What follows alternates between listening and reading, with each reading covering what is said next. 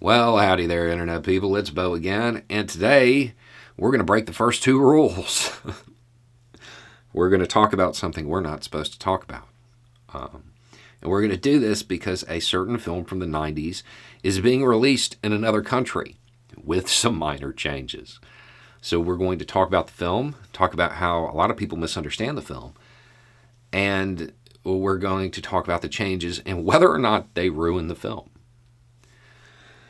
So, if you haven't seen the movie Fight Club, understand I'm going to try to limit the spoilers, but it's really hard to talk about it without giving at least pieces of it away.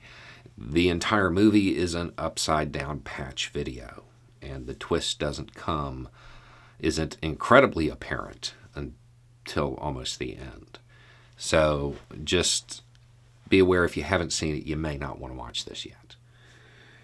Okay, so the movie Fight Club came out in the 90s and widely misunderstood because the film is intentionally ambiguous. It's left vague.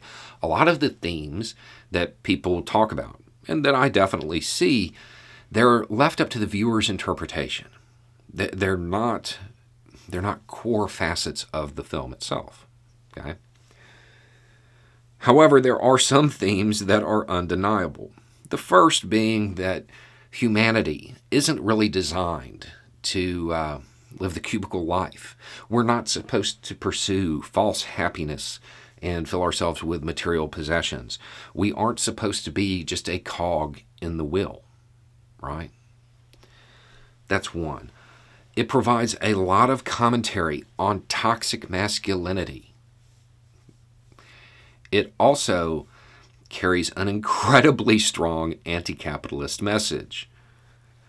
Yeah, there are a lot of right-wing bros right now going, what? If you have seen this film and you don't see those aspects of it,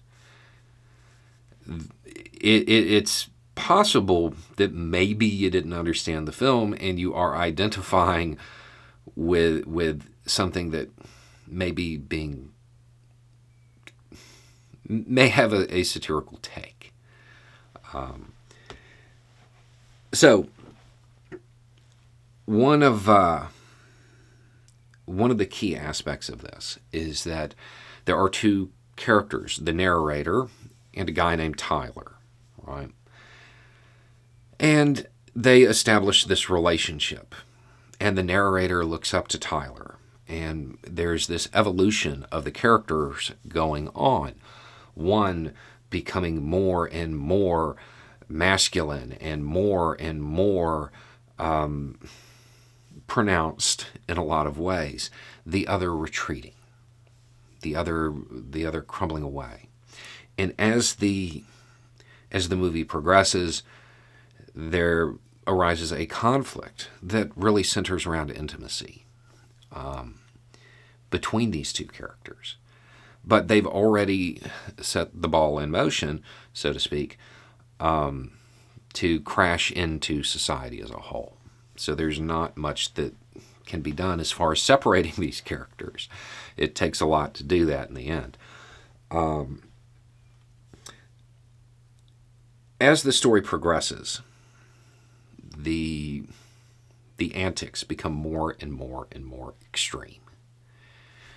Because as people try to evolve, they often go down a wrong road at times, and they tend to take other people with them. And there is such a longing for fulfillment and real meaning in life that it is easy to succumb to a group identity and give away who you really are, right?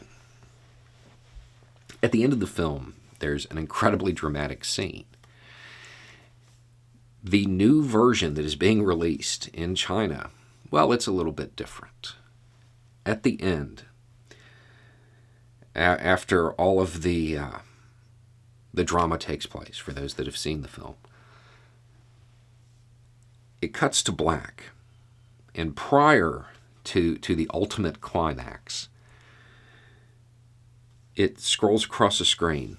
The police rapidly figured out the whole plan and arrested all criminals, successfully preventing the bomb from exploding. Man, that changes the film a lot, doesn't it? I mean, that really alters it, especially if you view the entire film as an allegory for personal growth. You know, there are a lot of people who are really upset by this change. I don't know that it actually makes it a bad film. It definitely changes it. It alters it.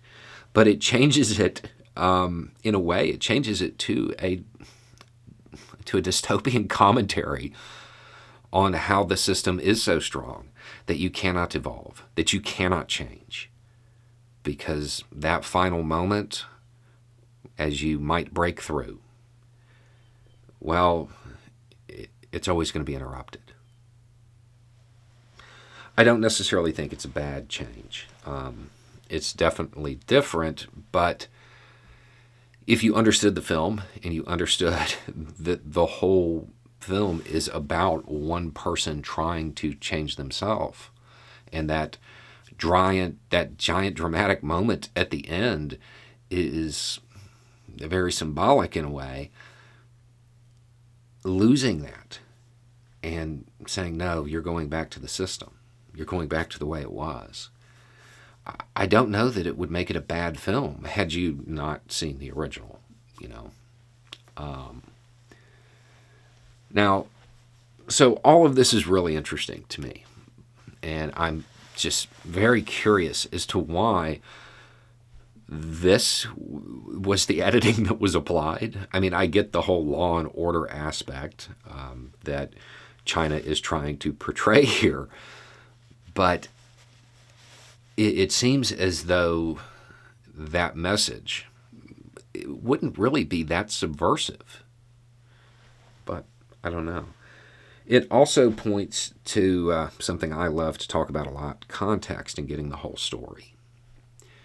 When those who are framing narratives, when they include pieces that maybe should have been left on the cutting room floor, or they leave out significant pieces of information, well, it alters the whole story. It changes the whole thing. It shifts it. And sometimes you're left with a product that, well, it may not be bad. It's not really the story. Anyway, it's just a thought. Y'all have a good day.